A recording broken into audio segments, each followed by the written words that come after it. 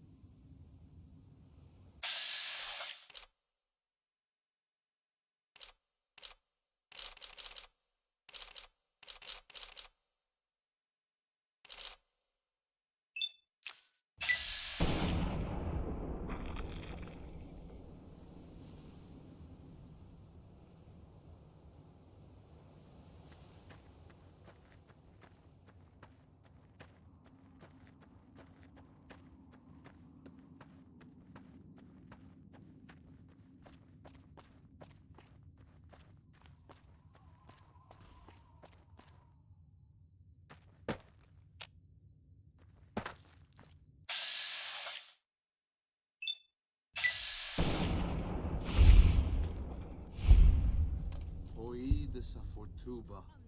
With you.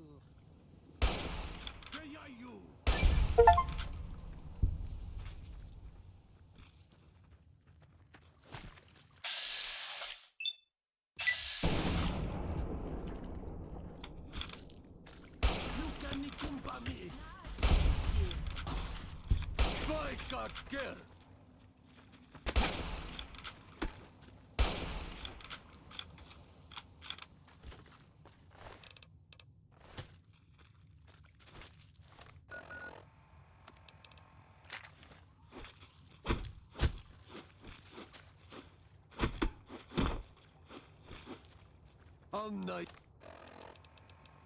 Yeah, we with you.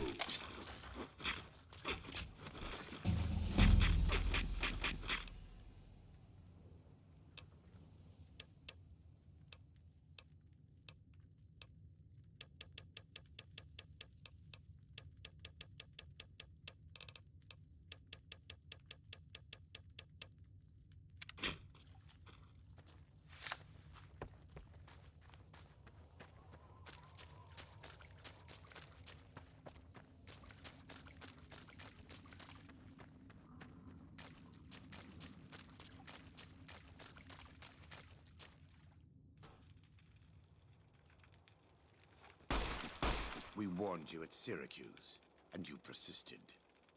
You took advantage of us at New Canaan to drive us out, and like the dogs of Caesar you are, you followed us to Zion. And now you stand on holy ground, a temple to God's glory on earth. The only use for an animal in our temple is sacrifice. Kale wachene conserva o. You understand me, don't you? Don't you? Outman. Kunaman mad. He killed all white legs. You talk. You stop.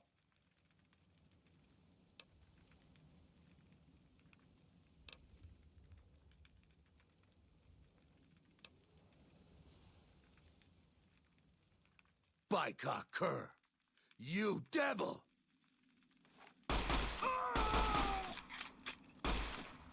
There. That's it. It's finished. When they hear what happened here, the Whitelegs will crawl back to their great Salt Lake. If Caesar doesn't kill them, they'll... Come. Let's find Daniel. Tomorrow we'll be here soon.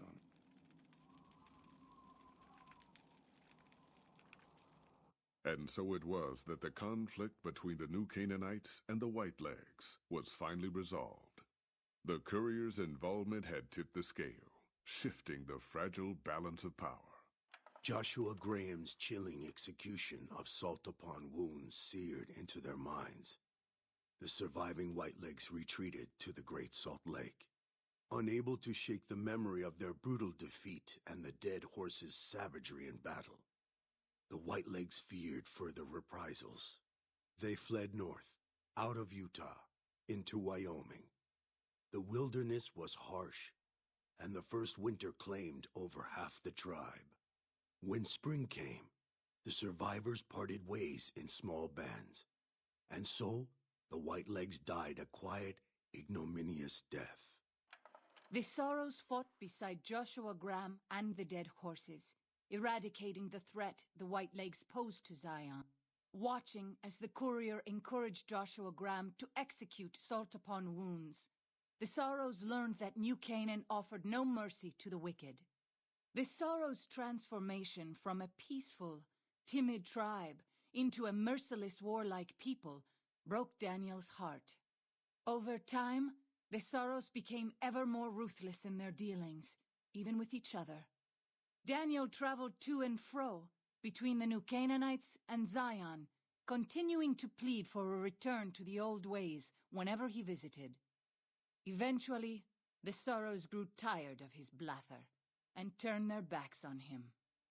Having helped eradicate the Whitelegs from Zion, the dead horses returned to Dead Horse Point in triumph. They remained neutral toward the Sorrows, but as years went on, there were periods of competitive friction, even violence between the tribes. The New Canaanites, Daniel especially, intervened regularly as mediators, but found it difficult to reconcile the tribe's conflicts. The defeat of the Whitelegs in Zion marked a turning point in the fortunes of the Happy Trails Caravan Company. Every 2 months, the caravan met with the New Canaanites in Zion Valley to trade. Happy Trails soon returned to prosperity.